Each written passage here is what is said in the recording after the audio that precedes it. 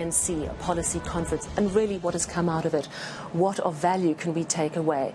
And let's get a reaction now from Phelisa Nkomo. She's a development economist, a feminist and a social justice activist. Phelisa, thank you so much for joining us.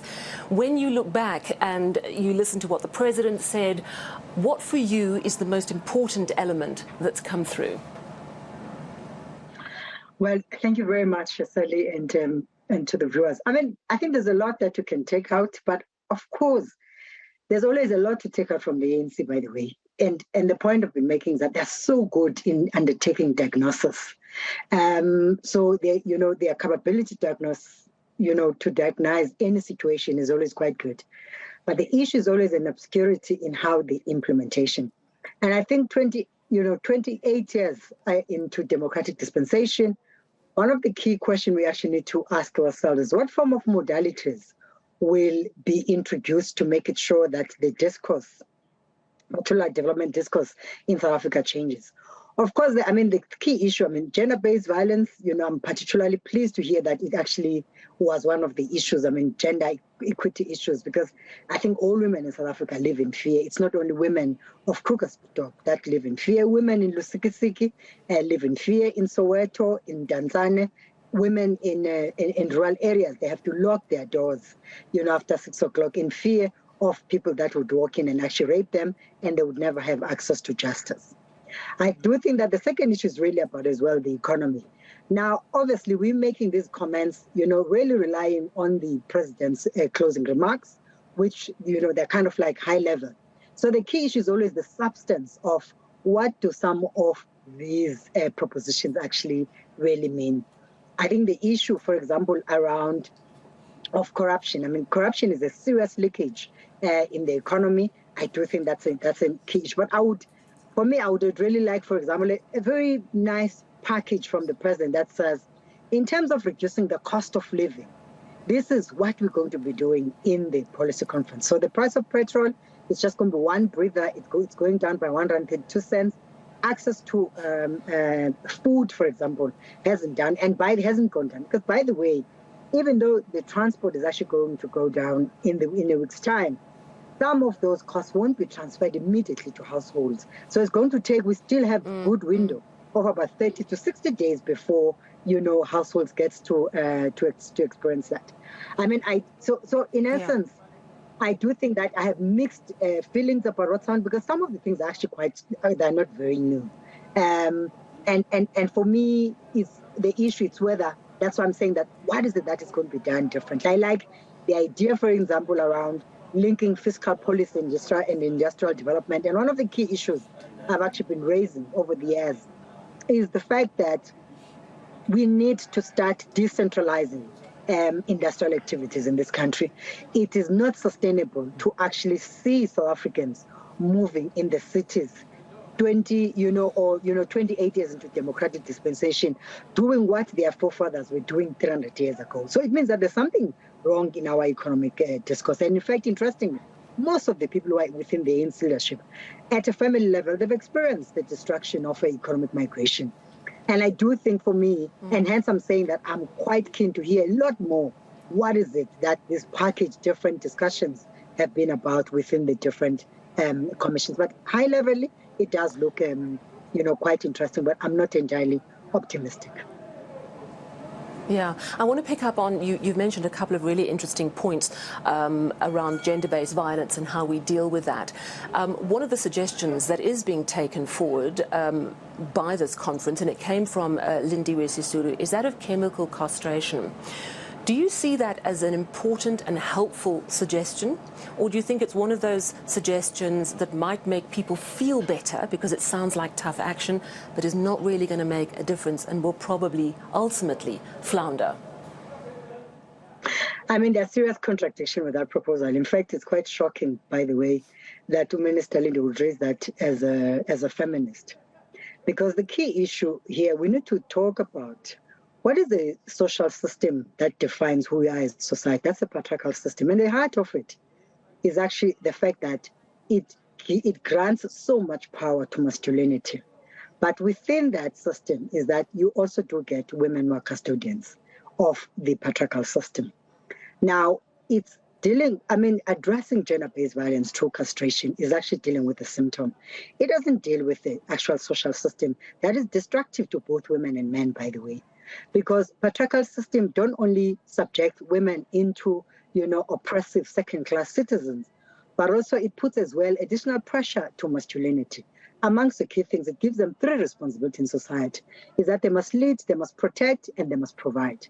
Now, in a modern economy where, in fact, everyone else has to compete and get access to opportunities, so what happens? So the biggest issue, and that's why I'm saying that I'm quite disappointed with that conversation. I think the second issue, though, is that, of course, South Africa has a very progressive constitution. So in essence, I don't understand why it would even make that proposal, because it would not even go any further. And what it also means with that proposal, it means that there hasn't been a much more deeper thinking on what is exactly the source of gender-based violence. But let me just say two things. There's a national strategic plan on gender-based violence, which amongst its key social theory of change that it's promoting fundamentally is education and actually a treatment of women's rights as well as human rights. So, and it looks up actually at 6 components that are quite important. I'm just going to mention one by one without much detail. It looks at leadership accountability. It looks at access to justice. It looks at economic power, which I serve in one of the committees there as a development economist. It looks at issues around healing. We know South Africa has a history of violence, even before the apartheid regime actually, took over, with a history of colonization.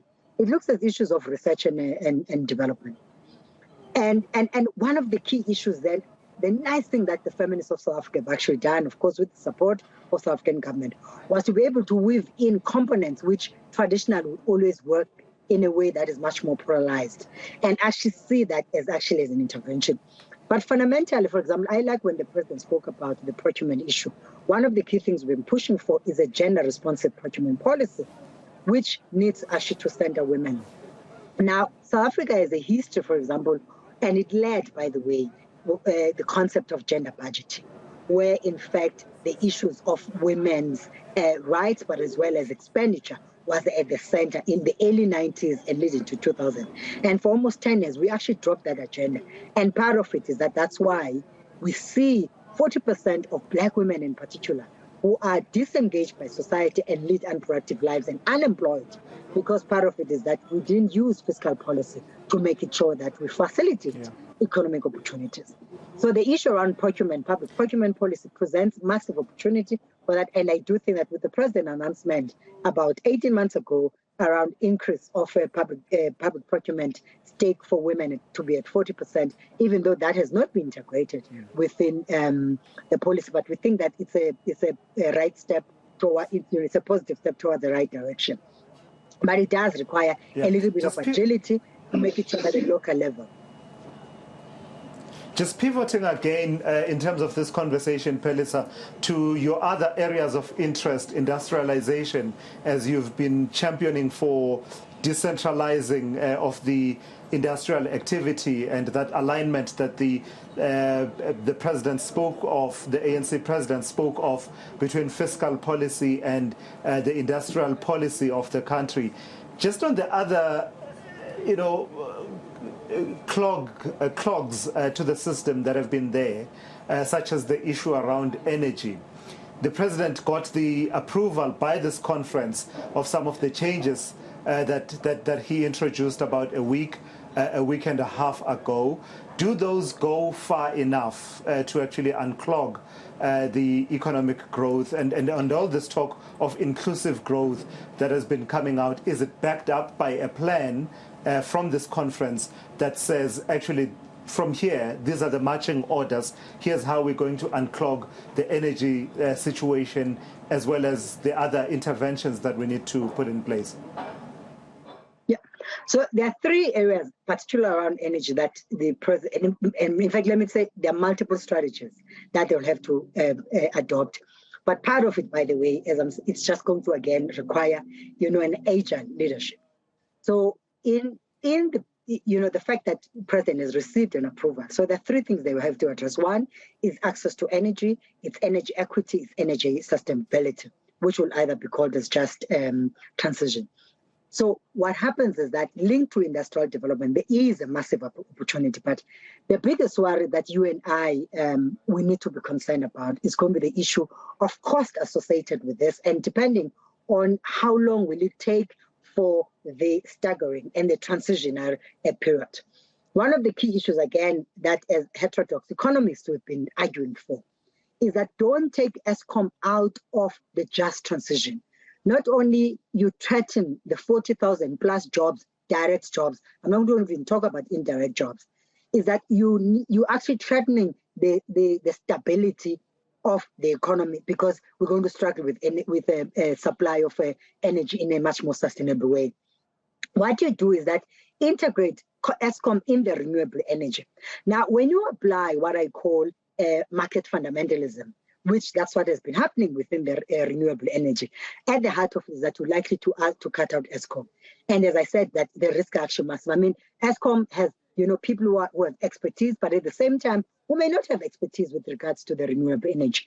The other fourth component, when we take Eskom out of the renewable energy, which is the just transition in particular, is that if you miss an opportunity for industrialization, because remember, every sector that gets to developed, particularly that would be classified as a strategic sector, which is in its context, would be the energy. You do need the state to direct that, to make investment, but also to even have some domestic partners unto which is going to be developing. We are developing technology. South Africa has been actually importing most of its technology regarding with the renewable, with all the 4 windows of renewables that we've been importing and becoming an assembly. And if you involve Eskom to be part of the just transition, is that you actually taking Eskom into higher level. First one is that you get Eskom current workers to be upskilled so that they're familiar with renewable energy technology. And the second component is that you also make it sure that there's going to be an investment, industrial investment in the new technology. And in that way, you kind of like send very strong signal in the market, even the new entrepreneurs, that in fact, this is where government is committed into. Currently, we're importing most of our technology, and we're missing an opportunity even to leapfrog as a developing country, where we can borrow certain technology and make sure that certain things get manufactured here. And obviously, the implications are quite massive in as far as, because this sector of energy, by the way, has an opportunity to attract younger people, because it's not only technological driven, because it's a generation that is actually savvy, but also it's labor intensive. All right, I've got to thank you for your time and your insights here on eNCA. That's Phelisa Nkomo. She's development economist, feminist, and social justice activist. As you heard there, Sally, we canvassed quite a number of varied topics with Phelisa, and that was really, really helpful for what we're trying to do here. Yeah.